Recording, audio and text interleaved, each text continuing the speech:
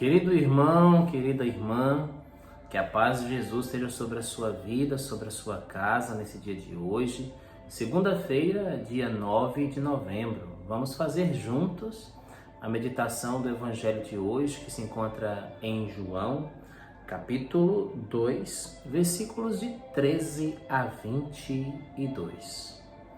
Estava próxima a Páscoa dos judeus e Jesus subiu a Jerusalém. No templo, encontrou os vendedores de bois, ovelhas e pombas, e os cambistas que estavam aí sentados. Fez então um chicote de cordas e expulsou todos do templo, junto com as ovelhas e os bois. Espalhou as moedas e derrubou as mesas dos cambistas. E disse aos que vendiam pombas: tirai isto daqui, não façais da casa de meu pai uma casa de comércio. Seus discípulos lembraram-se mais tarde que a Escritura diz: o zelo por tua casa me consumirá. Então os judeus perguntaram a Jesus: que sinal nos mostras para agir assim? Ele respondeu: destruí este templo e em 3 dias o levantarei. Os judeus disseram: 46 anos foram precisos para a construção deste santuário, e tu o levantarás em 3 dias? Mas Jesus estava falando do templo do seu corpo. Quando Jesus ressuscitou, os discípulos lembraram-se do que ele tinha dito e acreditaram na Escritura e na palavra dele.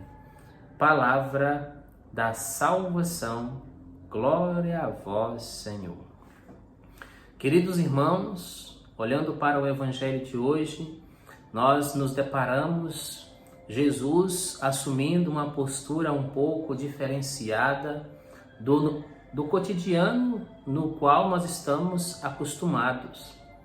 Nesse Evangelho de hoje, Jesus está ensinando, Jesus está exortando de uma forma mais rígida, de uma forma mais forte, com mais força, exercendo uma autoridade ainda maior. Jesus está como que irado, porque as pessoas estavam transformando o templo, ou seja, a casa de Deus, em uma realidade de comércio, venda de animais, trocas de moedas. E Jesus vai ali para corrigir. Jesus vai ali para denunciar o erro, para chamar o povo à verdade, à correção, à conversão, sair daquela realidade de erro onde o dinheiro falava mais alto. Como é bonito ter um Deus que nos ama e porque nos ama nos corrige. Assim também muitas vezes são os pais. Às vezes os pais é preciso assumir uma postura mais forte, mais firme, usar de uma autoridade maior para com os filhos. Assim também é Deus, assim também Jesus está agindo nesse Evangelho de hoje, com mais força, com mais firmeza, para corrigir, para consertar aquilo que estava errado. A casa de Deus é lugar de oração, lugar de intimidade com o Pai, não é lugar de comércio, não é lugar de dinheiro, não é lugar de fazer riquezas. E olhando para esse Evangelho, nós também precisamos refletir sobre a nossa vida. Qual é a minha relação com Deus? Qual é a minha relação com as riquezas? Qual é a minha relação com os bens materiais? De maneira alguma eu posso usar do reino de Deus, usar da igreja, usar dos meus ministérios, dos meus talentos, dos meus dons, usar da minha vocação, usar do Evangelho para o meu bem próprio.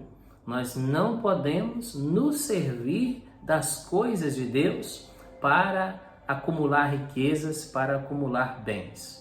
A nossa riqueza primeira é Deus, é o Evangelho, é as coisas de Deus. E a nossa vida precisa estar ao serviço da evangelização.